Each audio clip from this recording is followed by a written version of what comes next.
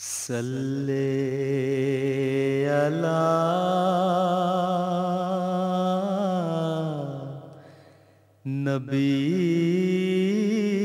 نبینا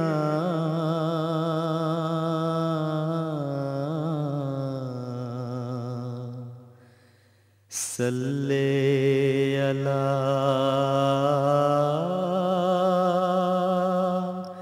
محمد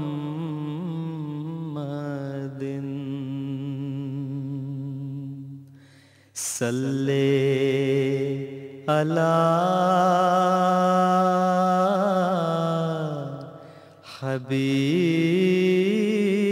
حبیبنا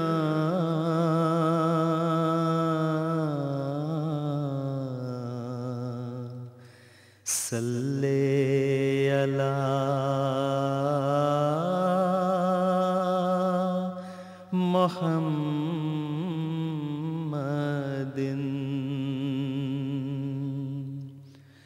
صلی علی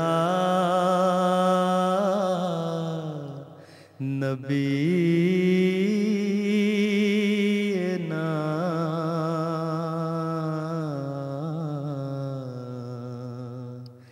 صلی علی محمد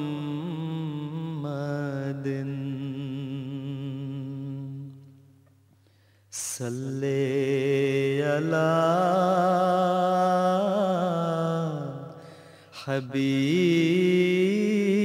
حبیبنا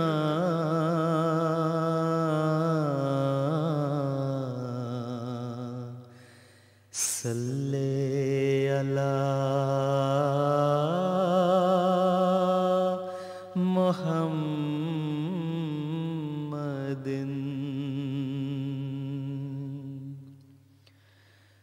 بلغ العلا بکمالہ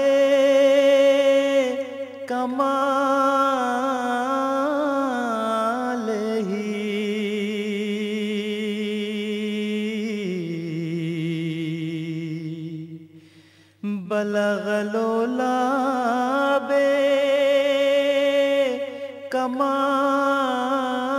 بکمالہ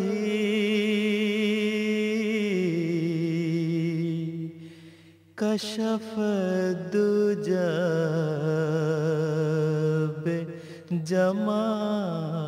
بجماله حسن جميع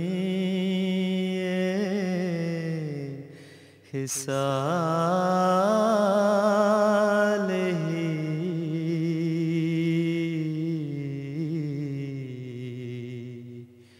صلوا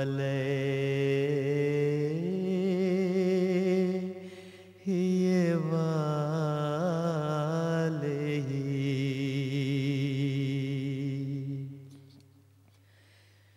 بلغ العلا بکمالہ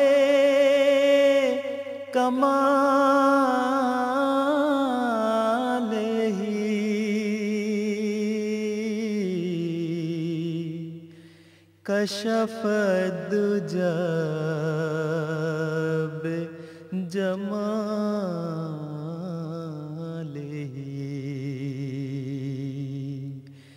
حسن جميع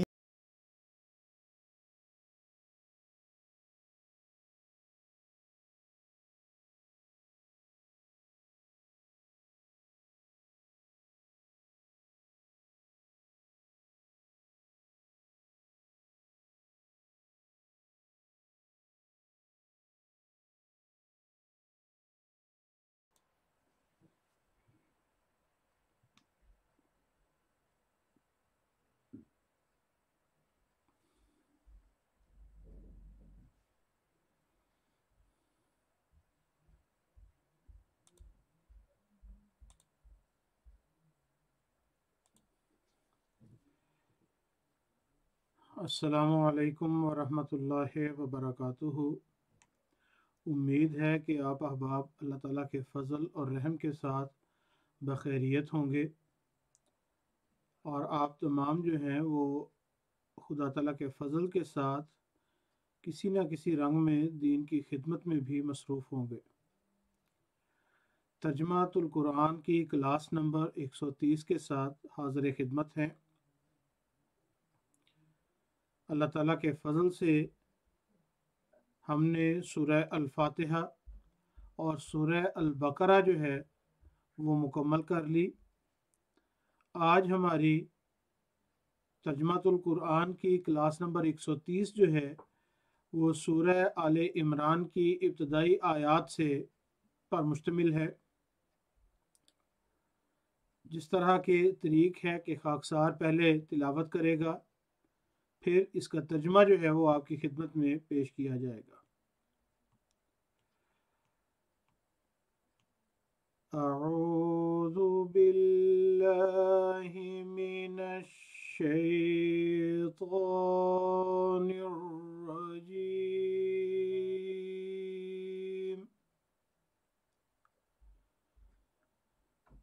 بسم اللہ الرحمن الرحیم،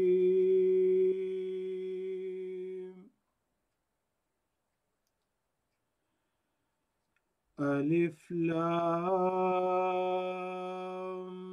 میم،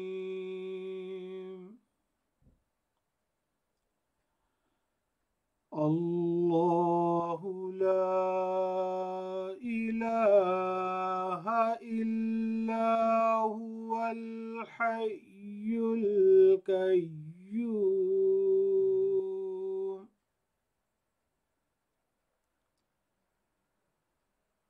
نزل علیک الکتاب بالحق مصدقا لما بین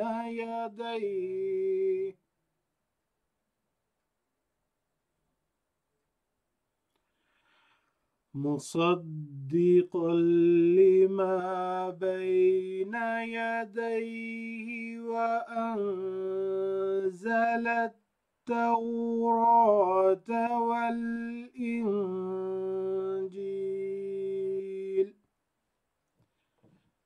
سورہ آل عمران کی ابتدائی 4 آیات آپ احباب کے سامنے تلاوت کی ہیں۔ اب ان کا ترجمہ فرمودہ حضرت خلیفۃ المسیح الرابع رحمہ اللہ علیہ پیش خدمت ہے۔ اللہ کے نام کے ساتھ جو بے انتہا رحم کرنے والا، بن مانگے دینے والا اور بار بار رحم کرنے والا ہے۔ ان اللہ اعلم، میں اللہ سب سے زیادہ جاننے والا ہوں۔ اللہ اس کے سوا اور کوئی معبود نہیں، ہمیشہ زندہ رہنے والا اور قائم بالذات ہے۔ اس نے تجھ پر کتاب حق کے ساتھ اتاری ہے، اس کی تصدیق کرتی ہوئی ہے جو اس کے سامنے ہے، اور اسی نے تورات اور انجیل کو اتارا۔ آج جس طرح کے خاکسار نے آغاز میں بتایا کہ سورہ آل عمران اللہ تعالیٰ کے فضل سے ہم شروع کر رہے ہیں۔ ان آیات کے ترجمے سے پہلے سورہ آل عمران کی وجہ تسمیہ کے اوپر کچھ بات کر لیتے ہیں۔ آلن کہتے ہیں اولاد کو، نسل کو۔ عمران نام ہے، ویسے یہ لفظ عمارہ سے بنا ہے، آباد کرنے والا، تو عمران آباد کرنے والا۔ تو آل عمران، عمران کی اولاد۔ اس کے اوپر کئی قسم کے خیالات جو ہیں وہ پائے جاتے ہیں کہ یہ کس وجہ سے جو ہے یہ سورت کو آل عمران کہا جاتا ہے۔ بعض کہتے ہیں کہ عمران حضرت موسیٰ اور ہارون کے والد کا نام تھا، عمران بن اسہر۔ اس کی وجہ سے یہ سورت جو ہے وہ آل عمران کہلاتی ہے کہ حضرت موسیٰ علیہ السلام کی اولاد کا اس میں ذکر پایا جاتا ہے۔ اس میں بنی اسرائیل کا تفصیلی ذکر جو ہے وہ پایا جاتا ہے۔ دوسرا عمران ایک اور شخص کا بھی نام پایا جاتا ہے تاریخ میں، جو کہ کہا جاتا ہے کہ حضرت مریم علیہ السلام کے والد عمران بن سامان تھے، اس وجہ سے بھی یہ سورت جو ہے وہ آل عمران کہلاتی ہے۔ اور اگر اس کو تفسیری لحاظ سے دیکھا جائے تو ایک ایسے نبی جو کہ نئی جگہیں آباد کرتے تھے ان کی طرف بھی اس صورت کے اندر اشارہ پایا جا سکتا ہے اس نام کے اندر، یعنی حضرت ابراہیم کہ جب نمرود نے ان کو اس علاقے سے ہجرت کرنے پر مجبور کر دیا تو انہوں نے آ کر کنعان کی بستی آباد کی۔ پھر اسی طرح خدا تعالیٰ کے آخری نبی نے جس بستی میں پیدا ہونا تھا، خدا تعالیٰ نے اس کی بنیاد بھی حضرت ابراہیم اور حضرت اسماعیل کے ذریعے سے رکھی۔ تو گویا یہ سارے نام جو ہیں وہ حضرت ابراہیم کی اولاد یا بنی اسرائیل یا بنی اسماعیل ان کی طرف جا رہے ہیں۔ حضرت خلیفۃ المسیح الاول رضی اللہ تعالیٰ عنہ فرماتے ہیں کہ سورہ آل عمران جو ہے وہ مضامین کے لحاظ سے سورہ البقرہ کا ہی حصہ سمجھی جاتی ہے، گویا وہی مضمون ہے جو سورہ بقرہ کے اندر چل رہا تھا وہ آگے مزید جو ہے وہ جاری ہے۔ اب ان کی آیات کی طرف آتے ہیں۔ سب سے پہلی آیت بسم اللہ الرحمن الرحیم، بی ساتھ اسم وسما سے نکلا، نشان لگانے سے اسم نام کو کہتے ہیں، بسمی نام کے ساتھ، اللہ اللہ کے، تو بسم اللہ اللہ کے نام کے ساتھ۔ اللہ جو ہے یہ خدا تعالیٰ کا ذاتی نام ہے، اسم جامد ہے، یعنی اس سے مختلف نام نہیں بن کے نکلتے، یعنی نہ یہ کسی فعل سے بن کے جو ہے وہ نام بنا ہے، یہ ذاتی نام ہے۔ تو بسم اللہ اللہ کے نام کے ساتھ، الرحمن یہ لفظ رحمہ یرحمو سے نکلا ہے، ترس کھانا، مہربانی کرنا، معاف کر دینا اس کے اندر پایا جاتا ہے۔ الرحمن یہ وزن جو ہے یہ عام طور پر مصری وزن کہلاتا ہے، اسی لیے جو نبی کریم صلی اللہ علیہ وآلہ وسلم جب رحمان کہتے تھے تو اہل مکہ جو ہے وہ کہتے تھے کہ رحمان کون ہے، لیکن یہ نہیں کہ یہ نام مستعمل عربی میں نہیں تھا۔ اس سے بعض مستشرقین نے یہ نکالنے کی کوشش کی ہے کہ نبی کریم صلی اللہ علیہ وسلم کو نعوذ باللہ کوئی دوسری قوم آ کے سکھاتی تھی، اس وجہ سے غیر مستعمل لفظ لیا ہے، لیکن اگر دیکھا جائے تو الرحمن جو ہے یہ عربوں میں موجود تھا، مصری عربوں میں بھی اور یہاں کے عربوں میں بھی، مکہ کے عربوں میں بھی، لیکن وہ الرحیم کو زیادہ ترجیح دیتے تھے یا دوسرے ناموں کو خدا تعالیٰ کے زیادہ ترجیح دیتے تھے الرحمن کے بالمقابل۔ الرحمن جو ہے یہ جو وزن ہے اس میں غلبہ پایا جاتا ہے، یعنی ایسا رحم جو کوئی اور نہ کر سکے۔ تو بسم اللہ اللہ کے نام کے ساتھ، الرحمن جو بن مانگے دینے والا ہے، یعنی اس جیسا رحم اور کوئی نہیں کر سکتا، الرحیم بار بار رحم کرنے والا ہے۔ رحیم اور رحمان دونوں رحمہ یرحمو کے جو مادہ ہے، جو بیسک حروف ہیں اسی سے نکلے ہیں۔ پھر اس میں غور کرنا چاہیے کہ ہم یہ بار بار چیز پڑھ چکے ہیں، یہ میں اس لیے بھی دہرا دیتا ہوں تاکہ احباب جو ہیں وہ ان کی دہرائی بھی ہوتی رہے، بھول نہ جائیں۔ تو خدا تعالیٰ نے ہر صورت سے پہلے بسم اللہ جو ہے وہ الگ ہر صورت کے لیے نازل فرمائی ہے، اس لیے بسم اللہ الرحمن الرحیم ہر صورت کا جو ہے وہ حصہ ہے، پہلی آیت ہے۔ اور اس میں وہ پیش گوئی جو کہ بائبل میں پائی جاتی ہے وہ ہم پہلے پڑھ چکے ہیں، جس میں اللہ تعالیٰ فرماتا ہے، استثناء باب 18 آیت نمبر 19 یا 20 کی ہے، جس میں اللہ تعالیٰ فرماتا ہے کہ جب وہ میرا نبی میرا نام لے کر جو ہے وہ پیش گوئیاں یا میرا کلام سنائے گا۔ گویا اس میں خدا تعالیٰ نے اہمیت دینے کے لیے اور اس کلام کی حفاظت کے لیے ساتھ یہ ارشاد فرمایا کہ جب بھی تم خدا تعالیٰ کا کلام پیش کرنے لگو ساتھ کہو کہ میں خدا کا نام لے کر، جس طرح کوئی بڑا افسر کسی جو ماتحت کو بھیجے تو کہتا ہے کہ جا کے یہ کہو کہ میں یہ کہہ رہا ہوں، یہ نہیں کہ میں وہ جو سبارڈینیٹ ہے، جو کوئی نیچے والا افسر ہے، وہ اپنی طرف سے حکم دے رہا ہے، بلکہ افسر کہتا ہے کہ جا کے میرے نام سے، میری طرف سے یہ حکم دو کہ میں یہ کہہ رہا ہوں۔ تو یہاں پہ بھی خدا تعالیٰ نے وہی طریقہ اختیار فرمایا کہ بسم اللہ الرحمن الرحیم، کہ اللہ کے نام کے ساتھ خدا تعالیٰ اس حصے کو شروع کر رہا ہے، یا اس تمام قرآن کا اترنا خدا تعالیٰ کے حکم، خدا تعالیٰ کے نام اور خدا تعالیٰ کی حفاظت کے ساتھ ہے۔ پھر اس میں اس طرح بھی اشارہ ہے کہ یہ جو کلام ہے یہ نبی کی زبان نہیں ہے، یہ خدا کے الفاظ ہیں۔ یہ نہیں ہے کہ دل میں ایک مضمون آ گیا، نبی نے مضمون بنا کے آگے پیش کر دیا، بلکہ بسم اللہ ہے، اللہ کے نام کے ساتھ اس چیز کا خدا تعالیٰ کے نبی جو ہے وہ پیش کرتے ہیں۔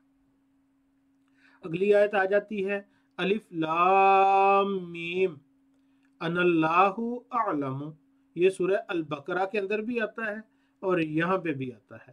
حضرت مصلح موعود رضی اللہ تعالیٰ عنہ اور حضرت خلیفۃ المسیح الاول رضی اللہ تعالیٰ عنہ نے دونوں نے اس چیز کو بیان فرمایا ہے کہ اسی سے سمجھ آتی ہے کہ حروف مقطعات جو آپ سورہ بقرہ کے آغاز میں بھی پڑھ چکے ہیں، یہ وہ الگ الگ بیان ہونے والے الفاظ ہیں جن سے خاص معنی مراد ہوتے ہیں۔ تو حضور فرماتے ہیں دونوں، یعنی حضرت خلیفہ اول بھی اور حضرت مصلح موعود رضی اللہ تعالیٰ عنہ دونوں یہ بیان فرماتے ہیں کہ اس سے ثابت ہوتا ہے کہ ان کی ایک خاص ترتیب ہے جس کے تحت یہ جو مقطعات ہیں وہ بیان ہو رہے ہیں۔ اگر سورہ البقرہ سے پہلے الف لام میم آیا تھا اور سورہ آل عمران سے پہلے بھی الف لام میم آ رہا ہے تو اس کا مطلب ہے کہ دونوں کے مضامین بھی ایک جیسے ہیں، اور اگر غور کیا جائے تو نظر یہی آتا ہے کہ دونوں کے مضامین آئیڈینٹیکل ہیں۔ تو الف لام میم ان اللہ اعلم، ان دونوں صورتوں میں خدا تعالیٰ کی صفت اعلم جو ہے، علیم کی صفت جو ہے وہ جوش مارتی ہے، اور خدا تعالیٰ اپنے غیبی علوم سے اپنے نبی کو جو ہے وہ مستفیض فرما رہا ہے اور نبی کو عطا فرما رہا ہے اپنے غیبی علوم۔ اور نبی وہ ہے جس کے بارے میں خود خدا تعالیٰ فرماتا ہے کہ نبی الامی، جو دنیاوی طور پر وہ کہیں سے جو ہے وہ سبق لے کے نہیں آیا تھا، اس لیے جس کا تعلیم دینے والا معلم خدا تعالیٰ کی ذات ہو جائے اس سے بڑھ کر اور کیا ہو سکتا ہے۔ تو الف لام میم، الف سے انا، لام سے اللہ، میم سے اعلم، ان اللہ اعلم، انا میں، اللہ اعلم سب سے زیادہ جاننے والا ہوں۔ حروف مقطعات کا یہ پہلے آ چکا ہے مضمون، لیکن پھر بھی تھوڑی سی وضاحت اس کی جو ہے وہ عرض کرتا چلوں۔ حروف مقطعات کے اوپر بعض یورپی مصنفین جو ہیں وہ اعتراض کرتے ہیں کہ بے معنی الفاظ ہیں، بعض کہتے ہیں جی صحابہ کے ناموں کے پہلے حروف ہیں، بعض کہتے ہیں کہ اس کا مطلب ہے اللہ نے کلام اتارا جبرائیل کے ذریعے محمد پر۔ تو یہ تمام وہ ان کی طرف سے باتیں ہیں جن کے بے سر و پا ہیں۔ وجہ یہ ہے کہ ایک طرف کہتے ہیں نبی کریم صلی اللہ علیہ وسلم بڑے تیز تھے، اب موقع کے مناسبت سے وہ کلام نازل کرتے ہیں، نعوذ باللہ ان کے بقول، اور دوسری طرف کہتے ہیں کہ وہ اتنے بھولے تھے کہ جنہوں نے وہ کلام بنا کے دیا ان کا نام خود اپنے جو خلاف جو ہے وہ کتاب کے اندر لکھ لیں۔ پھر اسی کا جواب یہ ہے کہ کاف یا عین صاد ہا سے وہ کہتے ہیں حضرت ابو ہریرہ نے وہ لکھا ہے، حالانکہ یہ جو صورت ہے یہ حضرت ابو ہریرہ کے ایمان لانے سے کوئی 10-15 سال پہلے جو ہے وہ نازل ہو چکی ہے۔ تو یہ اس کا کوئی ان کی طرف سے بغیر کسی ثبوت کے صرف اعتراض برائے اعتراض ہے۔ اب قرآن کریم میں اللہ تعالیٰ کیا فرما رہا ہے؟ اللہ تعالیٰ یہ فرما رہا ہے، اور جو آج کل کے موجودہ علوم جو ہیں وہ اس کی جو ہے وہ تصدیق بھی کر رہے ہیں۔ قرآن کریم میں اللہ تعالیٰ یہ فرما رہا ہے کہ یہ وہ ایبریویشنز ہیں یا پہلے حروف ہیں جن سے مضامین نئے سے نئے کھلتے ہیں، اور اگر دیکھا جائے تو اس سے کلام کے اندر جو ہے وہ کمی نہیں پائی جاتی، زیادہ کھل جاتا ہے۔ گویا تھوڑے لفظوں کے اندر خدا تعالیٰ نے علم کا خزانہ اکٹھا کر دیا ہے۔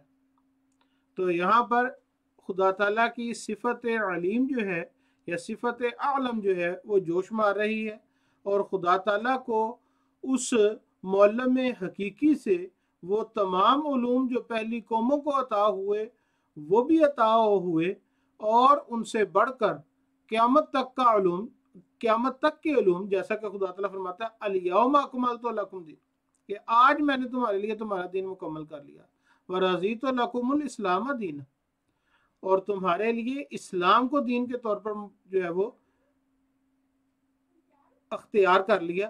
گویا ان لفظوں کے اندر خدا تعالیٰ نے قرآن کریم کی تکمیل اور علم کی انتہا جو کہ انسان کو حاصل ہو سکتی ہے اس کی طرف اشارہ فرما دیا۔ پھر آگے اگلی آیت کی طرف آتے ہیں، اللہ لا الہ الا هو الحی القیوم۔ اللہ لا نہیں ہے، الہ، الہ یہ لفظ ولہ سے نکلا ہے۔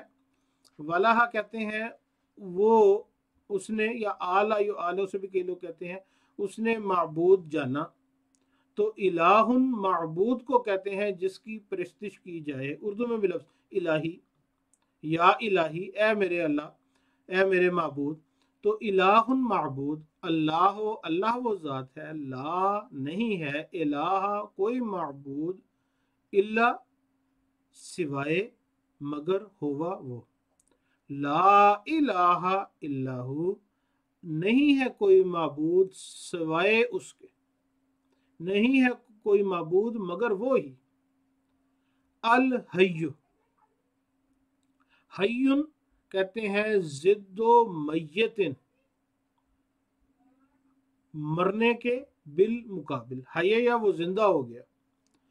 پھر کل متکلم ناطقن، ہر وہ جان جو بولتی ہے اور کلام کرتی ہے، یعنی زندگی کا ثبوت یہ ہے کہ ہر وہ جان جو کلام کرتی ہے، بولتی ہے، اسے بھی حیٌ کہا جاتا ہے۔ اللہ تعالیٰ، لا الہ نہیں کوئی معبود، الا مگر ہوا وہ، الحی وہ زندہ ہے،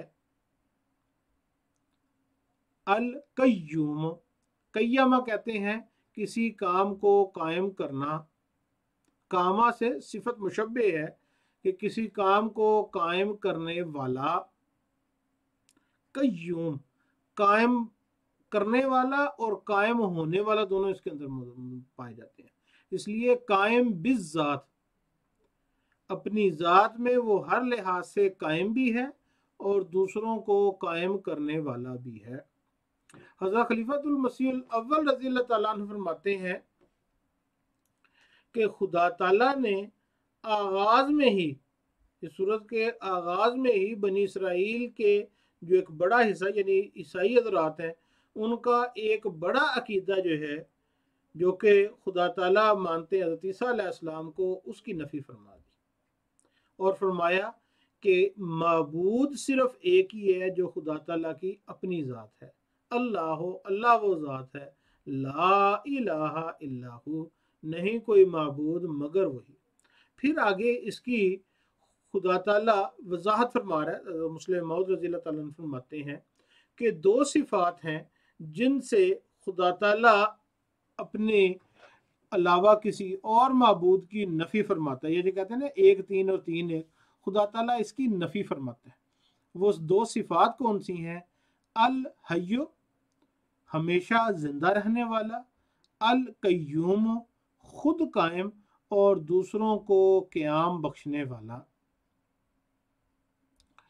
تو اب یہ دو صفات جو ہیں وہ دوسرے تمام خداؤں کو جو ہے وہ رد کر دیتی ہیں۔ کس طرح رد کر دیتی ہیں؟ اگر اس لحاظ سے دیکھا جائے، عیسائی حضرات کہتے ہیں کہ حضرت عیسیٰ علیہ السلام خدا تھے، تو حضرت عیسیٰ علیہ السلام تو حیون نہیں تھے، وہ میتن تھے، یعنی پیدا ہونے سے پہلے، ماں کے پیٹ میں پیدا ہونے سے پہلے وہ میت تھے، مردہ تھے۔ اس سے پہلے بھی زمین و آسمان کا نظام اسی طرح ہی چل رہا تھا جو اس کے بعد چل رہا تھا۔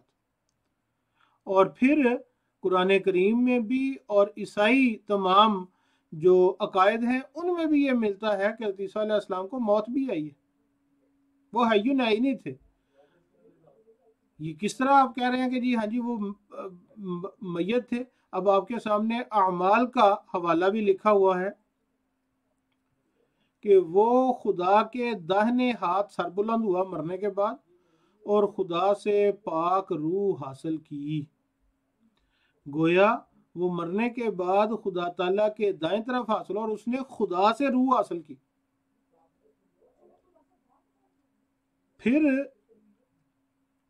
عیسائی عقائد میں اکثر جگہ پہ، یہ تو ایک ہے نا، اکثر جگہ پہ لکھا ہوا ہے کہ وہ ہمارے لیے کاٹھ پر مرا، یعنی صلیب کے اوپر خدا تعالیٰ نے ہمارے لیے موت قبول کی۔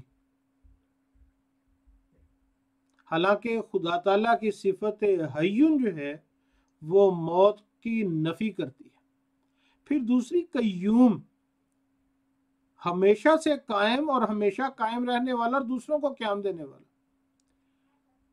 حضرت مسیح موعود علیہ الصلوۃ والسلام فرماتے ہیں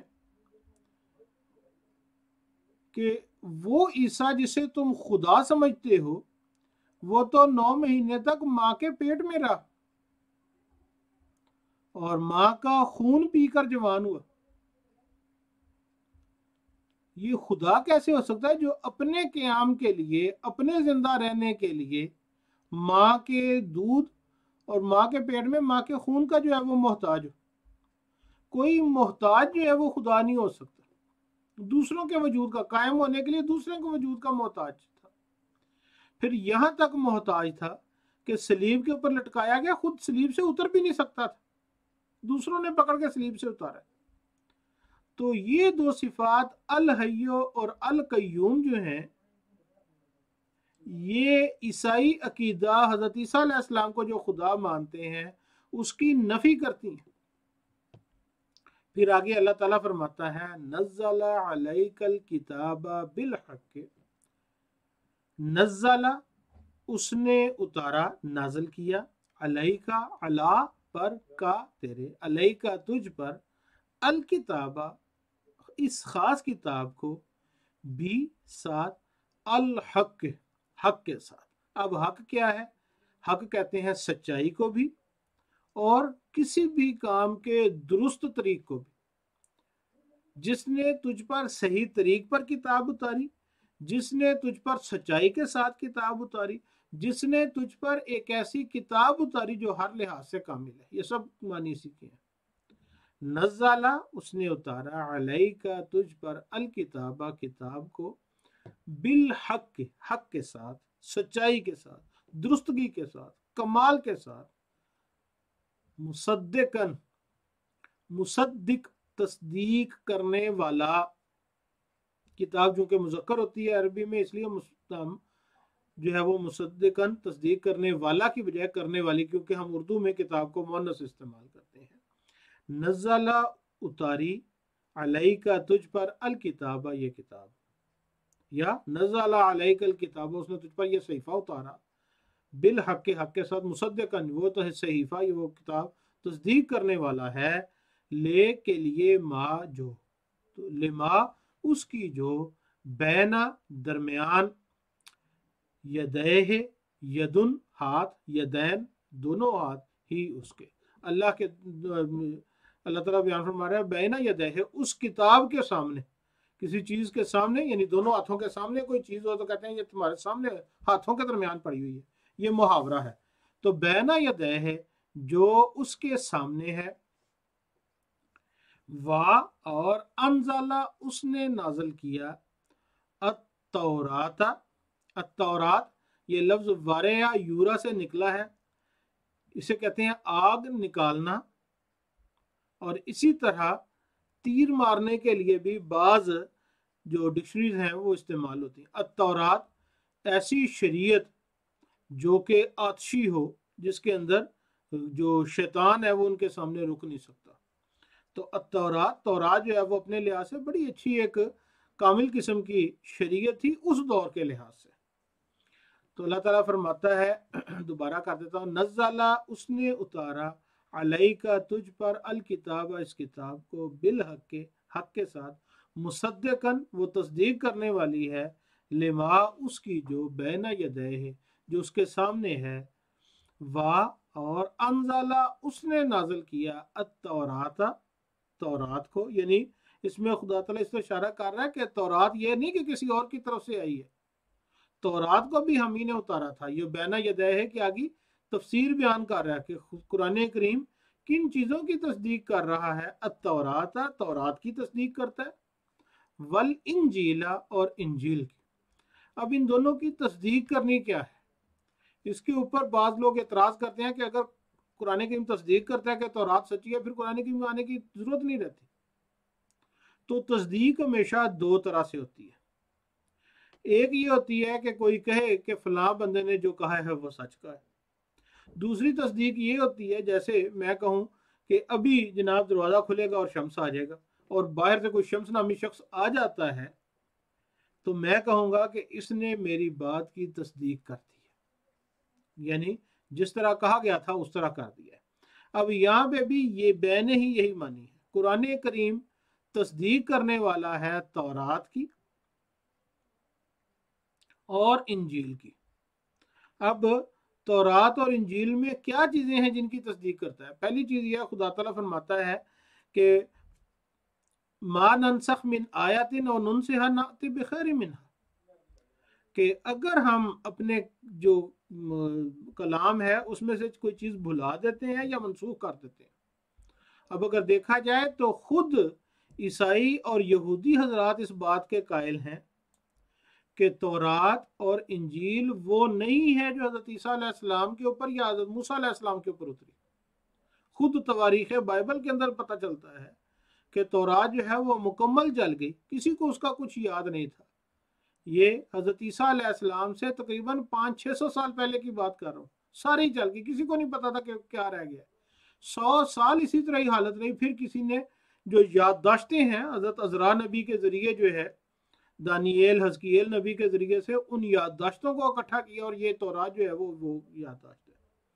اسی لیے موسیٰ کی کتاب کے اندر آ رہا ہے کہ اس کے بعد موسیٰ مر گیا اور آج تک اس کی قبر کا کسی کو پتہ نہیں۔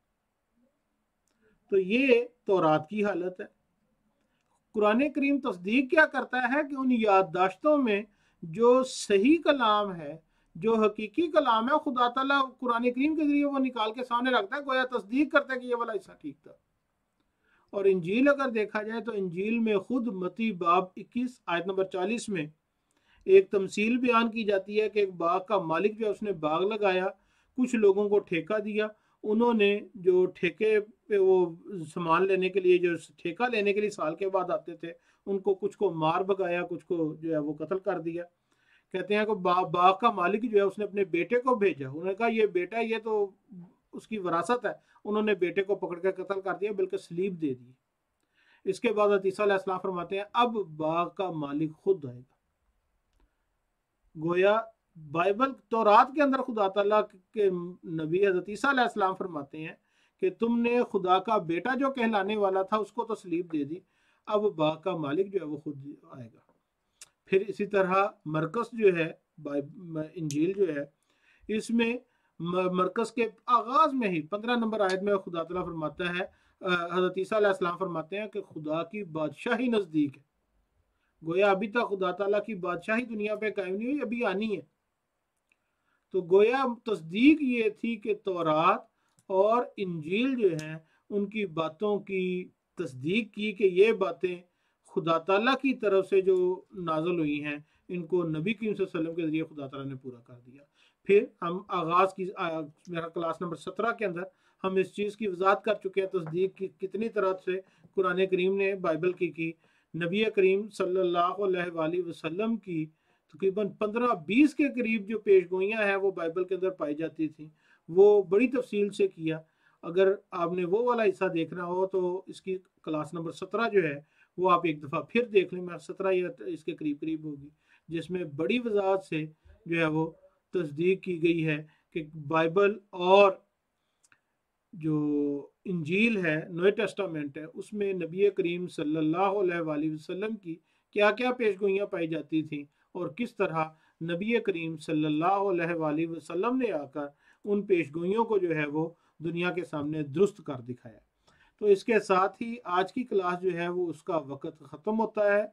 उम्मीद है कि आपको जो है वो कुरान करीम का तर्जमा समझने में इससे मदद मिली होगी। बाकी जो मैंने पहले अर्ज़ की है कि अगर आपने नबी करीम सल्लल्लाहु अलैहि वसल्लम की जो पेशगोइयाँ बाइबल के अंदर पाई जाती हैं वो देखनी हो तो क्लास नंबर 17 एक दफ़ा निकाल के दोबारा देख लें। उसमें बड़ी तफसील 17 और 18 है मेरा ख्याल, जिसमें बड़ी तफसील से जो है वो तस्दीक पाई जाती है। अगर ना मिले कोई और चीज़ हो तो आप मैसेज लिख सकते हैं, अगली क्लास में हम उन तस्दीकें जो हैं उनको दोबारा भी पढ़ सकते हैं। तो इसके साथ ही आज की क्लास यहीं पर ख़त्म करते हैं। इंशाअल्लाह ताला अगली क्लास में अगली आयत के साथ सूरह आल इमरान की दोबारा हाज़िर होंगे। तब तक के लिए इजाज़त दें। अस्सलामु अलैकुम व रहमतुल्लाहि व बरकातुहू।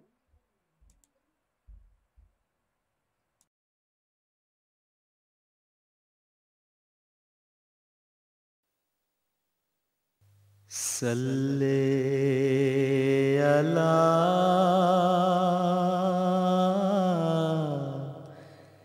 नबीना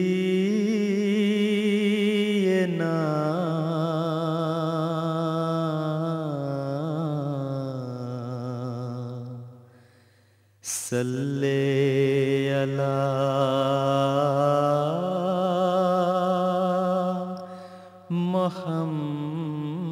मुहम्मदिन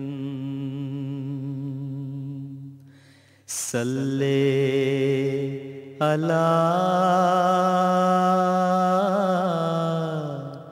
हबीब